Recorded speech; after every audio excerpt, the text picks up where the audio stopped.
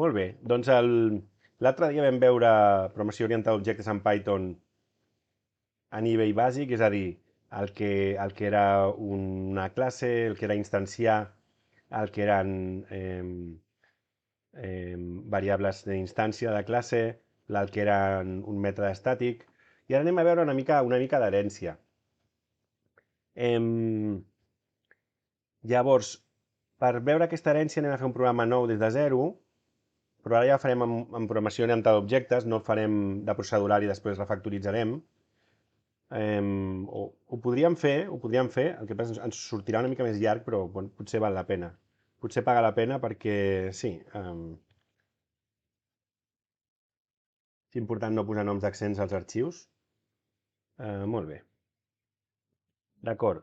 Doncs, imaginem que tenim un programa,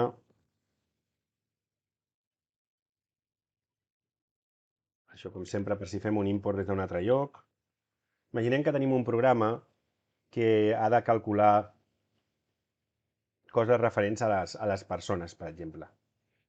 Llavors, imaginem que tenim eh, un array, li diré persona, persones, i aquest array podem fer, per fer una mica diferent, farem que tingui tuples avui. Llavors anem a veure. Direm eh, el nom d'una persona, direm el seu salari, també. Podem dir la fetge de naixement, me la invento. Llavors anem a fer el mateix amb més persones. Faig un altre tuple. Maria, 30.985. Lau, 50.000. 1987. Txell, 60.000. 1992. I anem a dir Sid, 120.000. I anem a dir 1977. Molt bé, doncs ja tenim aquests arrays de persones. Llavors, anem a dir, per exemple, a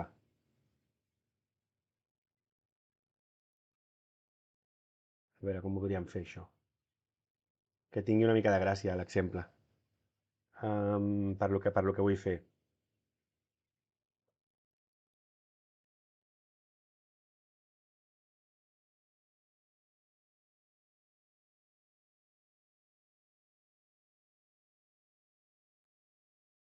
A veure...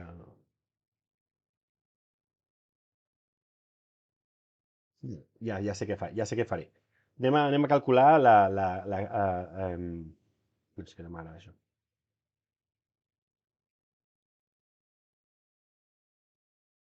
Anem a introduir... primer de tot anem a llistar això.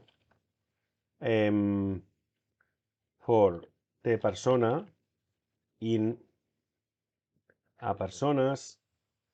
Sí, ara ja he vist. És que hi havia un exemple... No m'agradava l'exemple que volia posar, i aquest m'agrada, sí.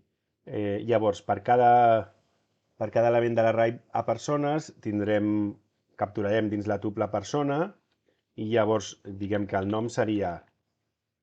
Les tuples són com un array, però només de lectura, llavors accedim a la tuple igual que accediríem a un array, és a dir, la posició 0 és el nom, el sou, el salari, és la posició 1, l'any de naixement és igual a la persona, tuple persona 2. Val. Llavors, ara podríem fer imprimim el nom, imprimim el salari i imprimim la data de naixement. Molt bé. Llavors, si això ho executem, ens dona, com sempre, les taules d'aquesta manera no massa ben enquadrades. Llavors, si això ho volguéssim passar a programació orientada a objectes, faríem una classe que fos persona i llavors tindríem un constructor on li passaríem els 3 camps que fem servir, el nom, el salari i l'any de naixement, llavors faríem, com vam fer la setmana passada, que el nom és igual al paràmetre nom, la variable d'instància de classe i salari és igual a la que ens han passat per paràmetre i salari, self i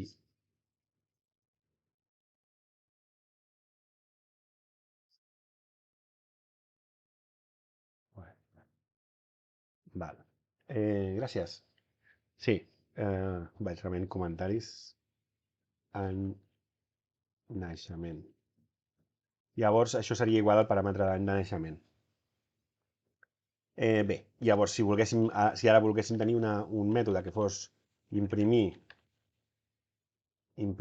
dades, doncs podríem fer print, això d'aquí, from el self, i això seria un self. Bé, fins aquí, com la setmana passada, no hi ha massa diferència. Així simplement el que faríem és, que podríem fer per exemple aquí, bé, això està... El que podríem fer aquí, per exemple, és crear un nou objecte que sigui persona, és igual a persona, passar-li el nom, i podem fer també, podem posar els paràmetres així en l'ordre amb els quals estan definits, però també podem fer el que referir-los pel seu nom. Llavors, aquí com es diu ese nom, doncs li diríem ese nom, i llavors dona la circumstància que les variables els he dit igual, però les puc canviar ara perquè es vegi. Per exemple, li podria dir com persona, salari persona, any de naixement persona, bàsicament perquè veieu que aquí, que ningú es confongui, que de vegades els meus estudiants em pregunten, però ha de ser el mateix, ja has de fer servir sempre el mateix nom? No, això quan són novells. Llavors, ja no imprimirem aquí com fèiem abans, perquè ara ja tenim un mètode dins de persona que imprimeix. Serà imprimir dades. Imprimir dades. Molt bé, i si executem això, farà exactament el mateix. Fantàstic. Llavors, el tema quin és amb l'herència? El tema és, d'acord, imaginem que hem avançat al futur i hem descobert alienígenes i hem descobert intel·ligències artificials i hem descobert cíborgs. Bé, ja no tindria molt sentit treballar amb persones, perquè ara el que tindríem són una altra cosa que és més gran que persona, o que seria com consciència o ens. Li diré ens perquè m'agrada, és bonica. Llavors, el que passaria és que tant les intel·ligències artificials com les persones, com els cíborgs, com els aliens, tot ve d'un ens, tot és un ens. Amb la qual cosa, deixem-me que ho faci i us ensenyo.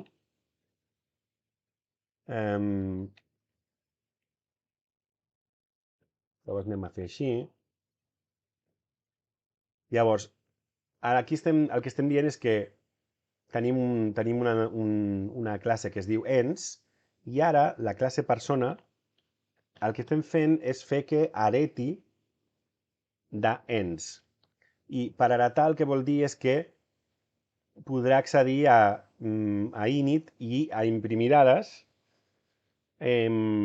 com si fossin propis, però tenim l'opció a sobreescriure això si ho volem.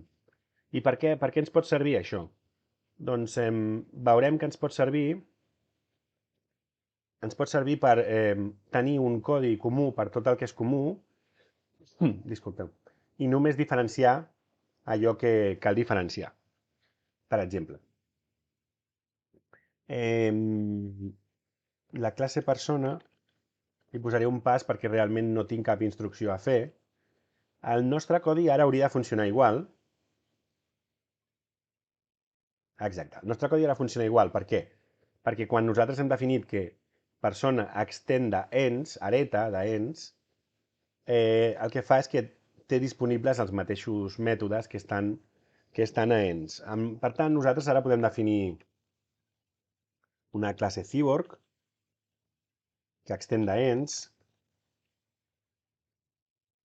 De moment posaré pas. Podem definir una classe intel·ligència artificial que extenda ens.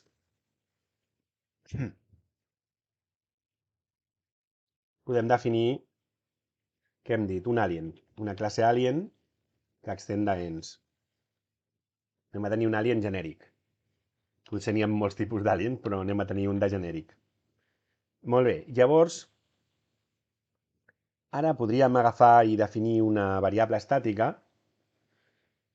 que ens permetria identificar quin tipus d'ens suportem. Per exemple, podríem suportar ens persona, que podríem dir, això ho identifiquem amb una P, podríem tenir ens cyborg, ho identificarem amb una C, podríem tenir ens intel·ligència artificial, i això li direm IA. Encara que normalment seguiria el mateix patró, li direm I, per seguir una mica la mateixa lògica. I un ens, cyborg IA, alien. Molt bé. Llavors li direm A.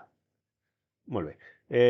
Llavors, ja veurem per què ens serveix això. Això ens serveix perquè ara a la taula de persones vaig a fer un refactor, refactor, rename, i li direm ens, en lloc de persones. Current file. Molt bé. Llavors, anem a posar un nou camp a la tuple que sigui el tipus d'ens que és, i bé, tots aquests els hi diré que són del tipus persona.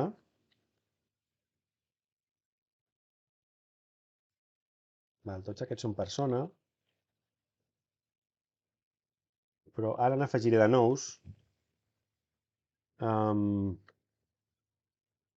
I aquí diré que aquest és un cyborg i llavors serà del tipus cyborg.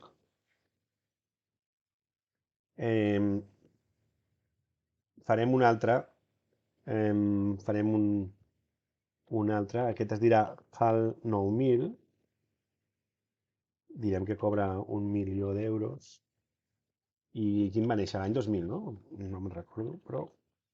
I direm que això és una IA, IA, per exemple, i direm que tenim l'ET, que cobra 800.000, i aquest quin any va néixer? Doncs el 1900, i és del tipus ENS alien. Perdó, ENS alien. Molt bé. D'acord, aquí he comès un error que és la classe és ens, no és uppercase. O és uppercase però no tot és majúscules. Ens, ens, ens, ens, ens.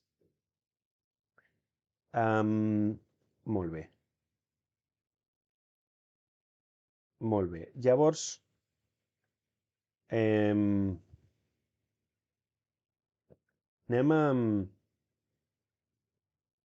a definir un nou mètode dels ens que sigui...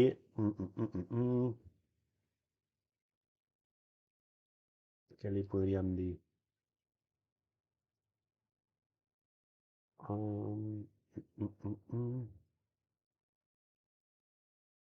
D'acord, li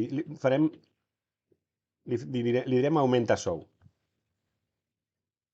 Llavors, anem a dir que quan cridem augmenta sou, el salari,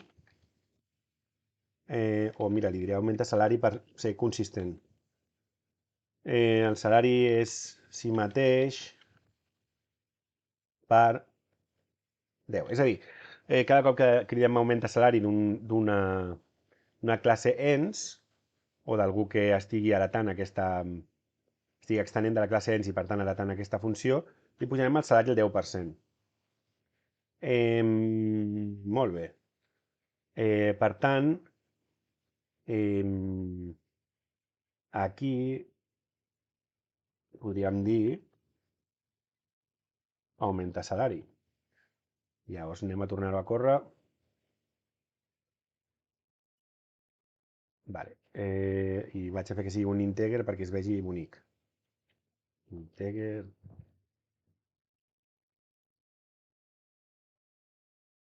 Molt bé.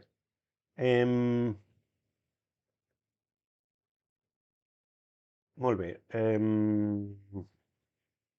Llavors, ara anem aquí dins del bucle, anem a fer una consideració. Realment, quan persona extén d'ens i no té cap diferència, nosaltres podríem estar fent així. Podríem estar fent ens i ara mateix seria el mateix. Però anem a fer una cosa diferent. Anem a dir, això és un string, seria el tipus d'ens, seria de la tuple de persona al camp número 3.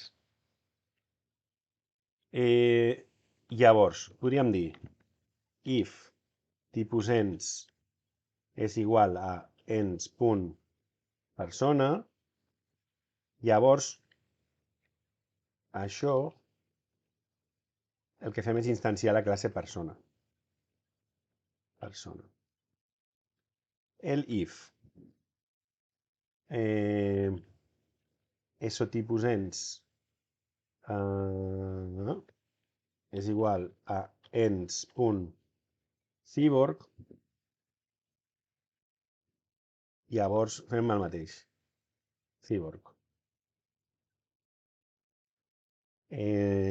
Molt bé. I podríem fer el mateix per als aliens i IA. Molt bé. IA. I això seria... bé. Persona, cyborg, que seria...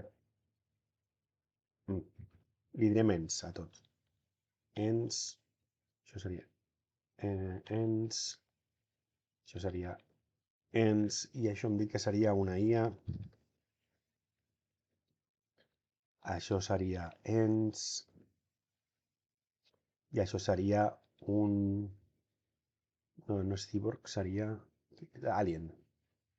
Això seria el tipus alien.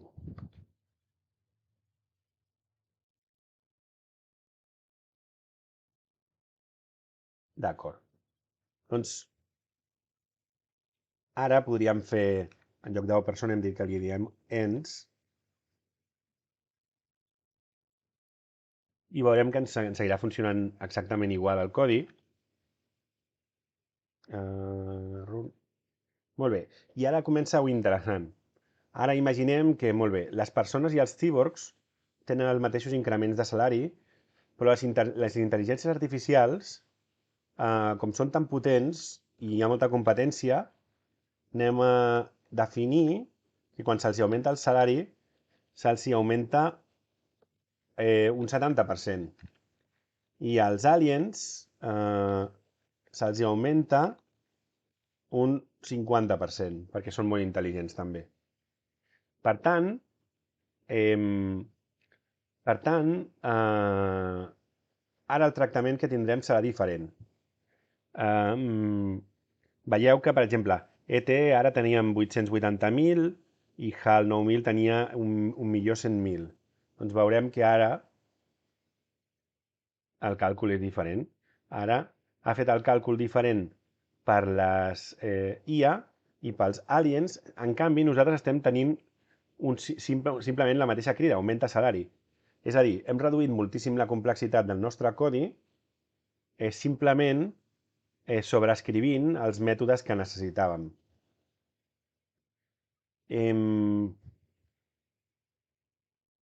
A veure, un altre... què podríem fer, per exemple? Per demostrar... Per demostrar aquí... molt bé. Vaig a crear aquí...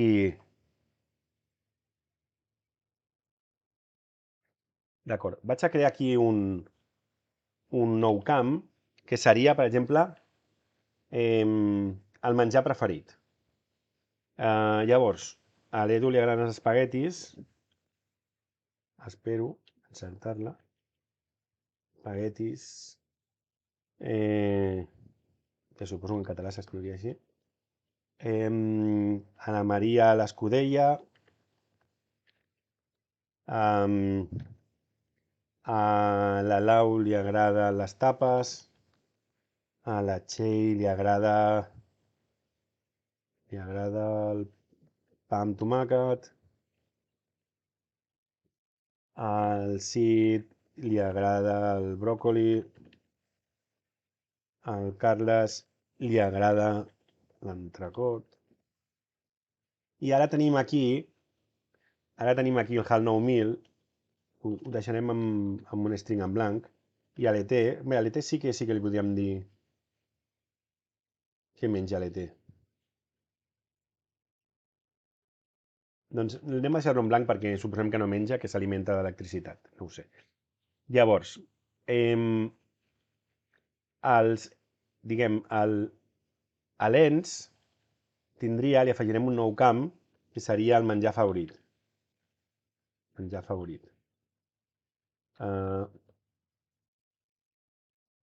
Menjar favorit. Menjar favorit. Menjar favorit. Llavors, molt bé. I ara quan imprimim, s'imprimirà el menjar favorit. Cellphone. Menjar favorit. Molt bé. Llavors, anem a dir, per exemple, que en el cas de les intel·ligències artificials, com no aplica aquest camp, no té sentit, llavors anem a sobreescriure aquest camp. Anem a fer que no s'imprimeixi el menjar favorit. Molt bé. Llavors, ara quan... A veure... Persona... Bé, i en el constructor... Bé, en el constructor hauria de passar el menjar favorit ara també. Menjar favorit és igual a... Bé, ara ho arreglo. Hem de capturar el menjar favorit. Favorit és igual a de persona 4. Molt bé. Doncs ara faríem el mateix. Podríem fer el mateix pel Cyborg. I anem a fer el mateix amb... De moment anem a fer-ho aquí també amb intel·ligència artificial i amb el Alien, encara que veurem que no té massa sentit. Bé, de moment funciona. I si a la intel·ligència artificial li passem un valor hardcoded, test, o al Alien li passem un valor test, veurem que no s'imprimeix perquè hem sobrescrit. Bé, en el cas de l'Alien sí, perquè no hem sobrescrit a l'imprimir dades, però en el cas de la intel·ligència artificial no. Anem a sobreescriure també aquí. Alien. Llavors, si ara tornem a córrer el programa, veiem que no s'imprimeix. Molt bé. Però de fet la classe Alien o la classe intel·ligència artificial no tindríem per què tenir un camp que fos menjar favorit. Llavors, podríem fer una mica diferent aquí i podríem fins i tot sobreescriure el constructor. Llavors, podríem fer... Bé, ho posaré a dalt. Normalment el constructor es posa a dalt de tot. Podríem fer init. Llavors, aquí nosaltres rebrem... A veure, vaig a copiar-ho per fer-ho exactament igual i per no haver de teclejar. Alien, vale. Val. Llavors, hem dit que nosaltres no tenim menjar favorit. Doncs podríem dir que només, a veure, bé, que només acceptem 3 paràmetres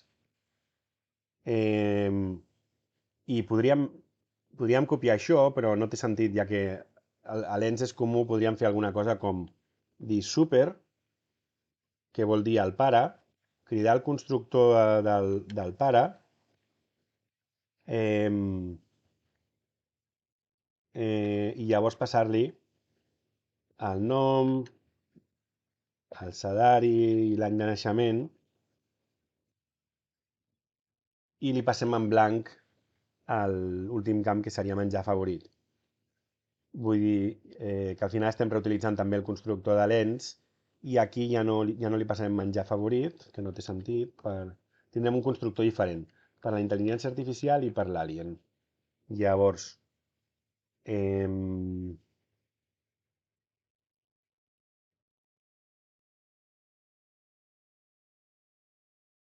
vale, no ho he fet a la intel·ligència artificial i ara ens hauria de petar, així ens hauria de petar, vale, exacte, perquè ens hauria de dir que necessita un paràmetre més, que seria el menjar favorit. O sigui, anem a modificar-ho i en intel·ligència artificial li farem el mateix. El constructor farem que només agafi 3 camps i utilitzarem el super init, que vol dir el constructor de la classe pare. Llavors veiem que aquí no li hem passat el menjar favorit, amb la qual ara ja funcionarà.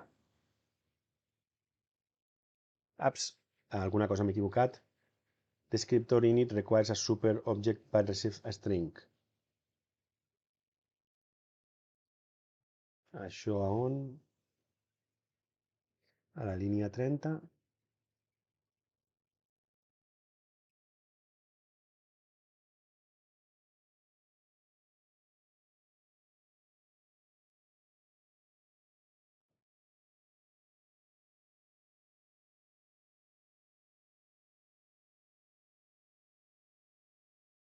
A veure, això era la... Anem a fer un moment. Intel·ligència artificial. Anem a comentar això un moment. Posaré un pas.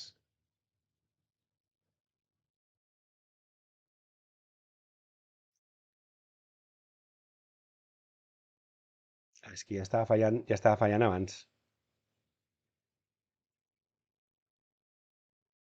està fallant amb l'alien. A veure, deixa'm llegir bé.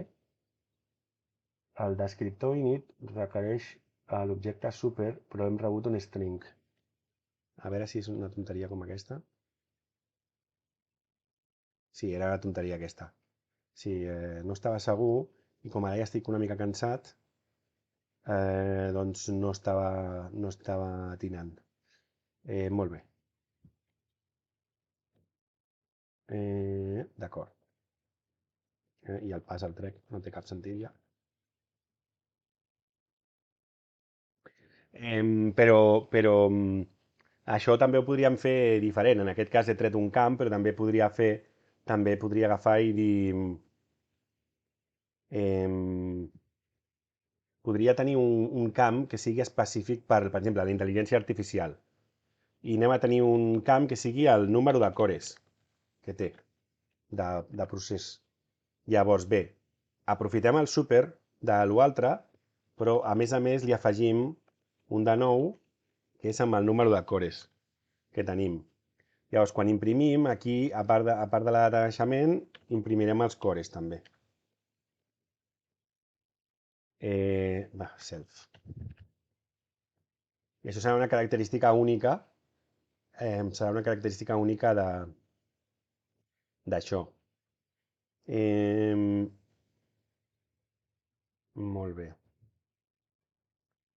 Com hem afegit un nou camp que és cores, aquí li hauria de passar cores. Llavors, vaig a fer, per exemple, que en el cas del HAL 9000, que és una intel·ligència artificial, li diré 8.000 cores. Doncs hi ha un camp que no està als altres, per tant no l'agafaré aquí de manera genèrica, però en el cas de les intel·ligències artificials sí que li passaré i li diré cores és igual, i jo sé que és el camp de la tuple persona, li he dit persona, de la tuple persona 5. Llavors ara ens hauria d'imprimir el número de cores. Exacte, ens imprimeix un nou camp, però només per la intel·ligència artificial, perquè estem sobreescrivint aquest mètode que és imprimir i hem posat un número de cores més i també hem sobreescrit el constructor, que hem reutilitzat el constructor del pare ens, i això ho vaig arreglar, aquí vaig arreglar-ho perquè jo li he dit té persona, i té persona, com hem dit que són ens, no és correcte que li digui persona. Llavors li vaig a dir ens, simplement per explicar bé, per especificar bé les coses. Molt bé, perfecte. Llavors aquest té ens a la posició 5, que és la sisena, perquè comencem per 0, a l'índex, té un camp més. Bé, això es veuria més clar si en lloc d'un print tan poc formatat, diguem, formatés les coses una mica, com a la sessió anterior, això seria un let's justify. Llavors anem a dir 10, anem a justificar tot això. El salari, bueno, si vull justificar el salari li haig de convertir a string primer.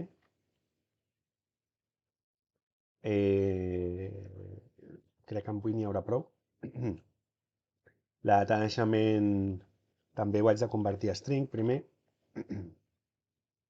I com seran 4 anys, doncs també amb 4 n'hauria d'haver prou. I això ara ho canviarem també. El menjar favorit també ho justificaré, com és un string no cal que ho toqui. I el menjar favorit, com pot ser més llarg, amb tomàquet és més llarg, li diré 20, per exemple. I per fer-ho encara més visualment més clar, posaré com un separador, com una barra, com per separar camps, com si fos un llistat d'Excel o del calc del LibreOffice o les spreadsheets del Google. Doncs vaig a fer una cosa. Així.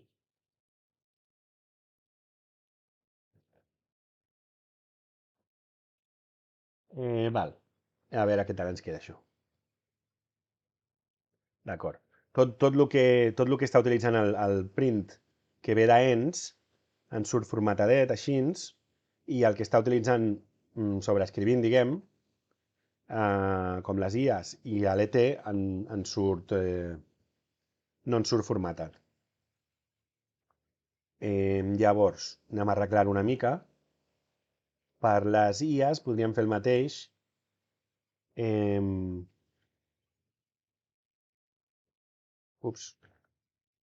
Podríem agafar...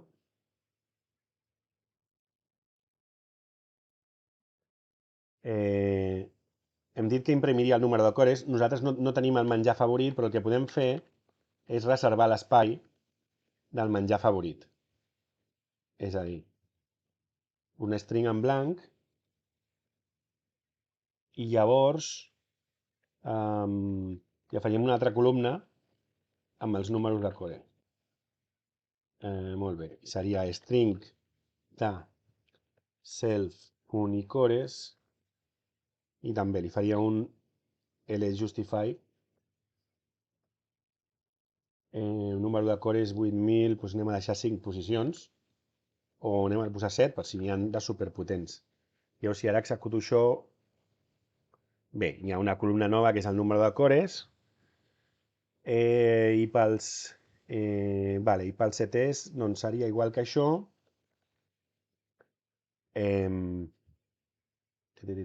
però sense el menjar favorit, perquè hem dit que els aliens no mengen, hem dit que s'alimenten de la llum. Molt bé. Doncs això ens permetria tenir una mica més de... També podríem agafar i en lloc de tenir magic numbers aquí, doncs definir constants, de manera que la impressió sigui sempre sortint d'una variable. Així hem aconseguit implementar diferent funcionament tenint una classe base, una classe pare, i altres classes que extenen d'elles. Altres exemples podrien ser tenir una classe, una fàbrica, podríem tenir una classe cotxe, i que els diferents models extenguin de la classe cotxe, i només implementin aquelles diferències. I hi haurien propietats que serien comunes, com per exemple color de la pintura, o número de portes, número de rodes, o si té roda de recanvi o no, totes aquestes coses. O, per exemple, podríem tenir un e-commerce que fos multipaís i que cada país implementés... Bé, tots els països extenguessin la mateixa funcionalitat de la classe base i només sobreescrivís amb herència les coses que són diferents. Per exemple, a Brasil hi ha uns mètodes de pagament que es diuen parcelados, que no hi són als altres llocs del món. A Alemanya hi ha uns mètodes de pagament diferents, un altre tipus de targes. Doncs cada país implementaria només el que és diferent. I així ho tindríem. I per finalitzar, fem un cas else, que és en el cas de que tinguem un tipus que no coneixem o pel qual no hem preparat, doncs simplement inicialitzarem com a ens. Llavors, si això, per exemple, ho llegíssim d'un arxiu i en lloc de rebre algun d'aquests valors que tenim aquí representats, rebéssim alguna cosa estranya, per exemple, deixa copiar això.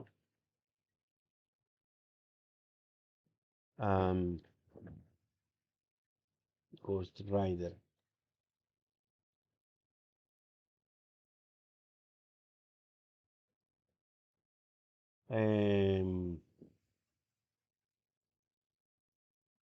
I aquí, en lloc de tenir una variable, tinguéssim qualsevol cosa no reconeguda, veuríem que igualment en aquest cas ens inicialitzaria com a ens i no petaria res, perquè... Exacte, l'únic que és més llarg, el nom és una mica més llarg, i per això ens ha d'estar rotat. Bé, doncs amb això ja acabaríem.